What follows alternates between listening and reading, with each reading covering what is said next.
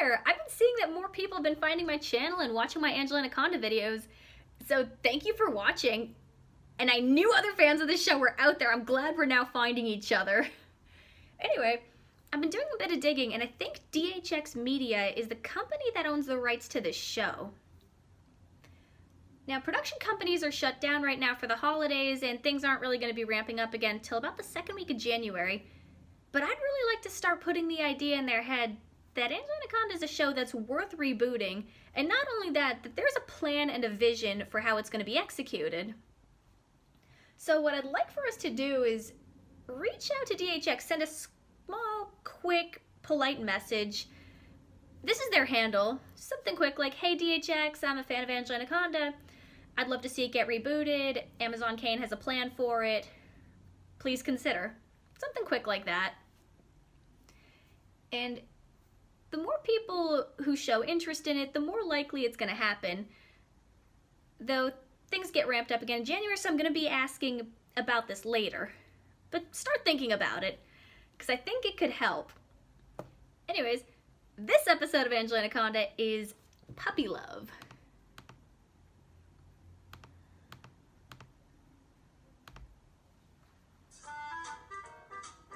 Today is the day the Brinkses open their pool for the summer, and we are here in the treehouse on account of we might be able to tell if they are swimming without clothes like we think.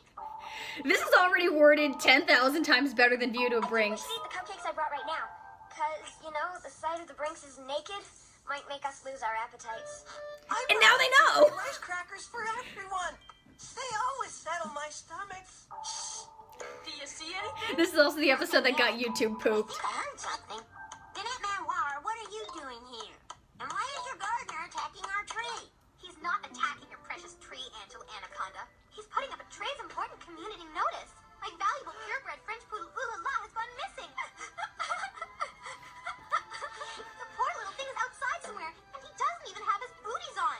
He could step in dirt. Booties? No wonder he ran away. Perdu, which is French for lost, in case you didn't know, Angela Anaconda. He also wears a In tutu. case you didn't know, scram is English, for which you'd get lost, Danette Manoir. Want me to try my special whistle? I swear to God, that's the squirrel from Ice Age. Responds to the sound of my melodic voice. And by now, he may have wandered into a really bad neighborhood. That's why we're hanging up signs around where you live. Johnny, don't fall for it. Poor defenseless little pup. Nanette, don't cry. We'll help you find him. Johnny, we got special business to do, remember? Operation Beach Whale. Did you hear that? That's the sound of blubber hitting water. I love that line so much. Sunscreen?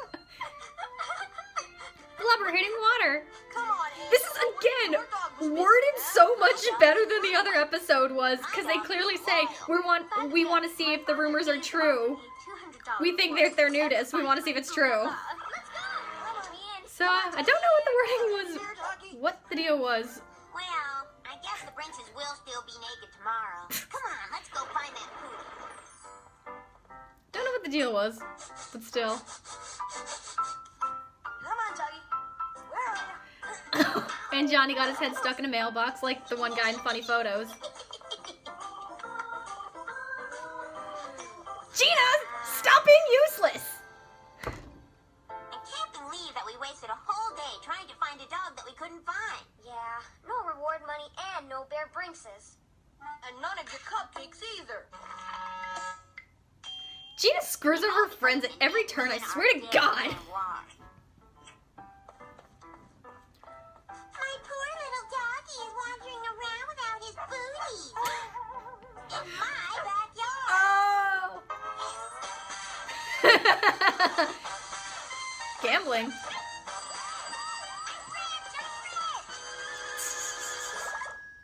Come on, blah, blah. I have $200, and you want to go home, right? Okay, then. Maybe you'll understand this. Come on, boo with what? Blah, blah, blah. I wonder if this is an early Let's play episode. a game. No dog can resist the rope. It was funnier with a noose. That's it. Just hold on and follow me. Aw, King.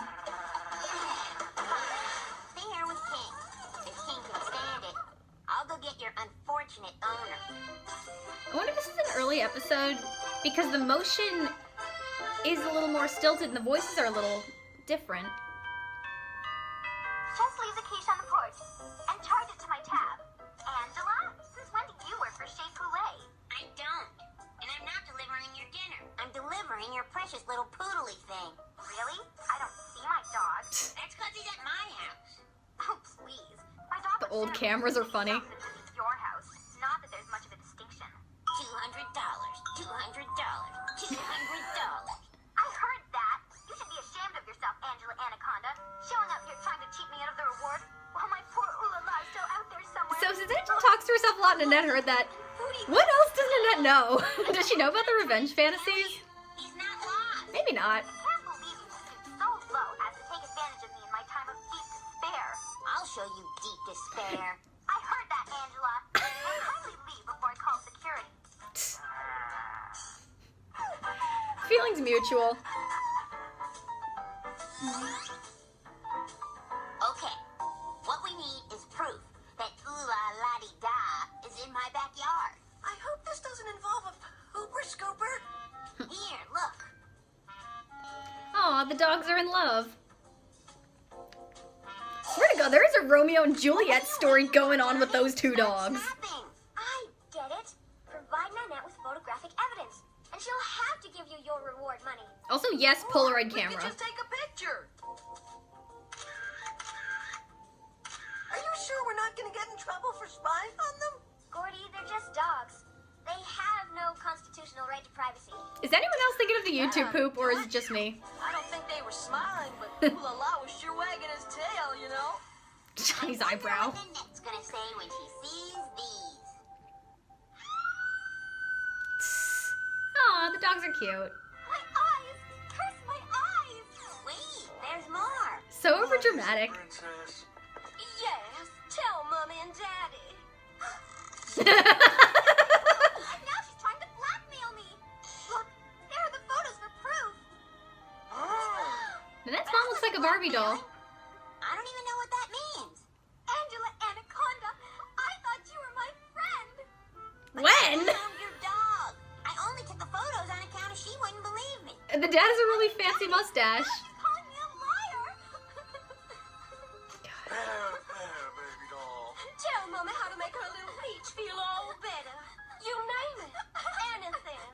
Oh, I don't need anything, but you could make a donation to my favorite charity, the Orphan Children's Decoupage Fund. That's my girl, always putting others first. Huh? But wouldn't you rather have that pretty little frock we saw in the window of La Chic Boutique? Say, we could use the reward money to The design of her dad's really, really funny. Hey, Huh?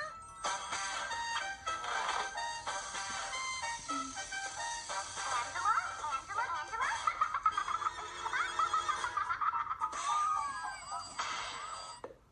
And don't forget to send someone to rescue my poor precious Ooh-la-la. Of course, Pumpkin. Right away. Alfred! Calling the dog Ooh-la-La, I don't know, that's not the name that rolls off the tongue that easily. Plenty of disinfectant with you. Au revoir, Angela Anaconda, which is French for go home. Look on the bright side, girl. You won't have to hang out with that snobby dog anymore. King, no! Come back! Come back! Romeo and Juliet, but with dogs. Wait! It fits. Come back! Owners hate each other. Dogs love each other.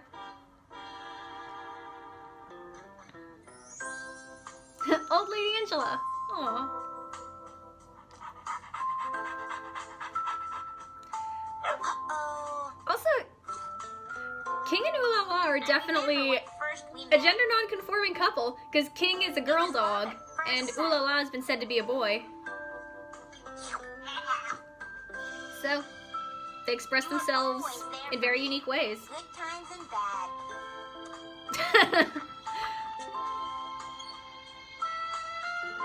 Always play fair. Hey, what's she doing here? Aww. I love how overdramatic this is. It's interestingly enough, the revenge fantasy could have also come after when Annette cheats her out of the reward money. At least I thought so. But it doesn't go that. I think that's interesting. This way, my former It kind of goes this friend. way. It's not really. You were meant for the snooty life. It's not really revenge fantasy either. It's Be happy. Even if you're not with me. an overdramatic, broken-hearted fantasy sequence. Aw. I just can't leave without one last goodbye.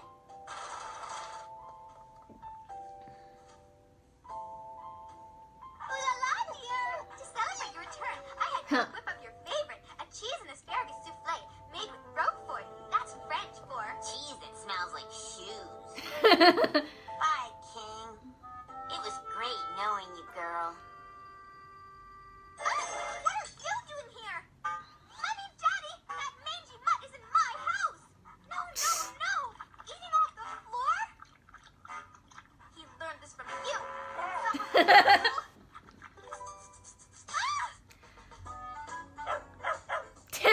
There's also a Lady in the Tramp story going on with these two dogs, but gender reversed. Girl, let's go home. Where is it? The poor but free-spirited dog teaches the rich one in their ivory tower how to live. Also, the next episode is about King having puppies, so those two dogs did it doggy style. This episode is interesting. Now that I've seen a couple episodes in a row that are clearly earlier, it is fascinating to compare what the show is like in its earliest episodes versus its later ones.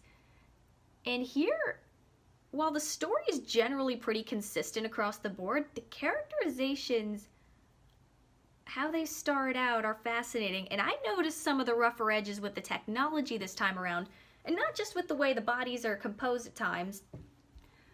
I mean, this is a much more subdued story than the last episode I reviewed, which was Icebreakers. This one doesn't have a ton of action. The characters aren't really moving a lot. That and this show has an edge and also an awkwardness. This is one of the episodes, it's not one of the stronger ones, but it's by no means a bad episode. But the show has a bit of a weirdness and an awkwardness to it that both gives it its own identity and holds it back. For example, the characters are not really given specific quirks.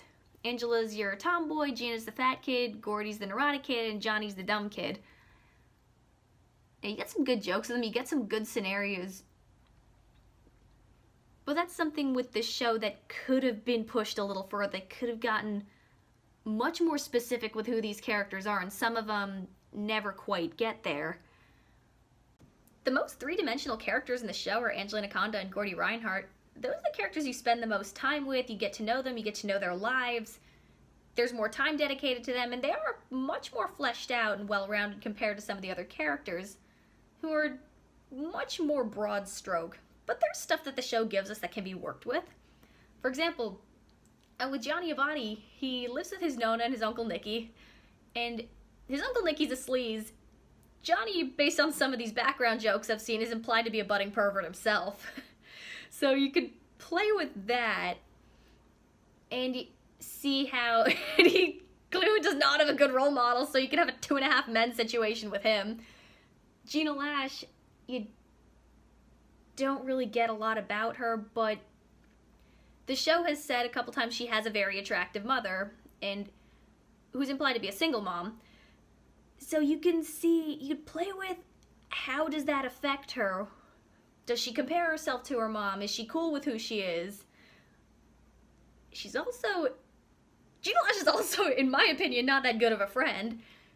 But like I've said with Angela in some of these other episodes, call Gina out, give her some character development, that'd be really interesting. But there is potential with them. You get some hints and details later on in the show.